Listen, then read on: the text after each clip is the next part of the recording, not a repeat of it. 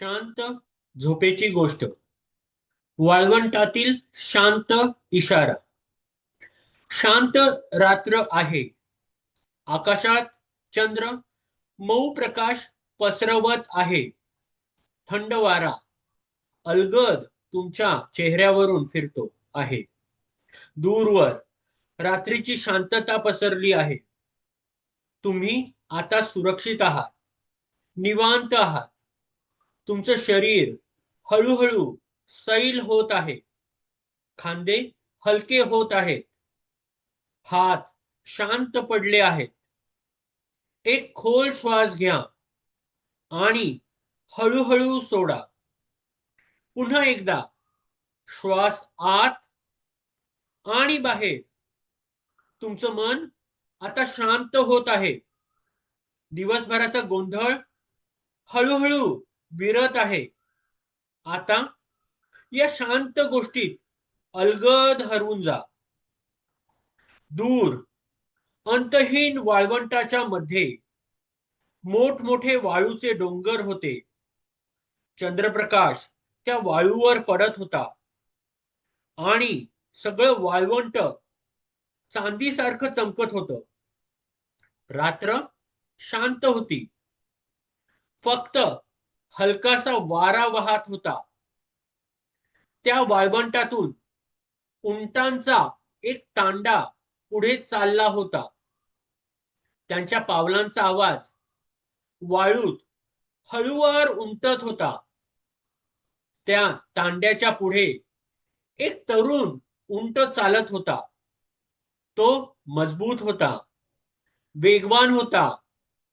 त्याच्या चालण्यात आत्मविश्वास होता आणि मागे एक म्हातारा उंट शांतपणे चालत होता. त्याची चाल संथ होती. तो कधी कधी थांबायचा, वाऱ्याची दिशा पाहायचा, वाळूचे आकार पाहायचा, आकाशाकडे शांतपणे बघायचा. तरुण उंटाला हे समजत नव्हतं. एक रात्र वारा थोडा वाढला होता. वाळू हल हवेत हलके हलके उडत होती. तरुण उंट मागे वळून म्हणाला, तू इतका हळू का चालतोस? तुझे पाय कमजोर झाले आहेत का? पहा माझ्याकडे, मी किती वेगाने चालतो. त्याच्या आवाजात गर्व होता. म्हातारा उंट मात्र शांत राहिला. तो काही बोलला नाही.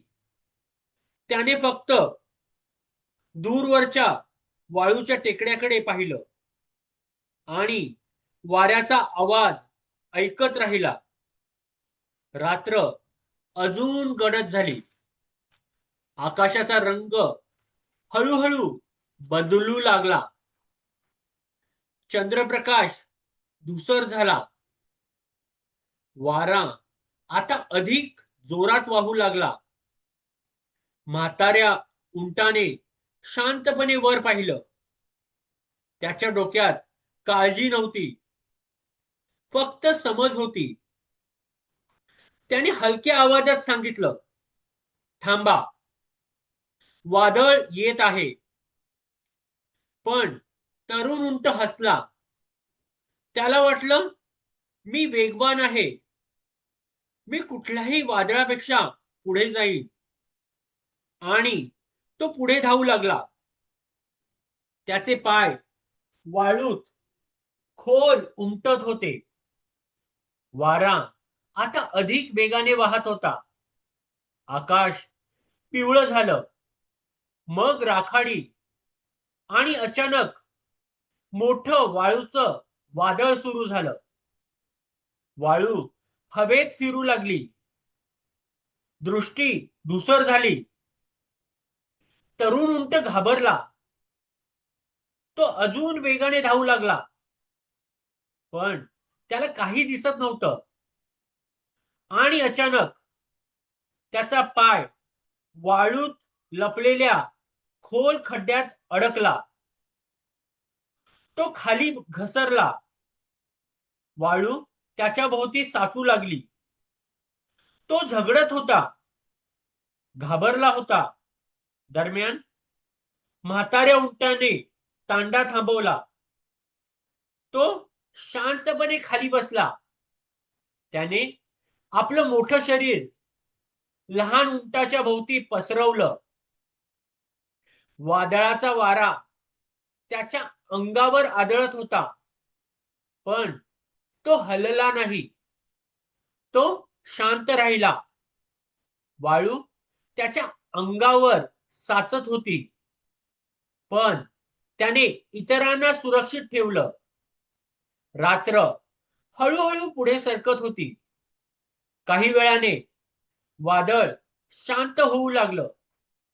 वारा मंद झाला. आकाश पुन्हा स्वच्छ दिसू लागलं. चंद्र पुन्हा चमकू लागला. म्हातारा उंट हळूहळू उठला. त्याने आजूबाजूला पाहिलं. सगळे सुरक्षित होते.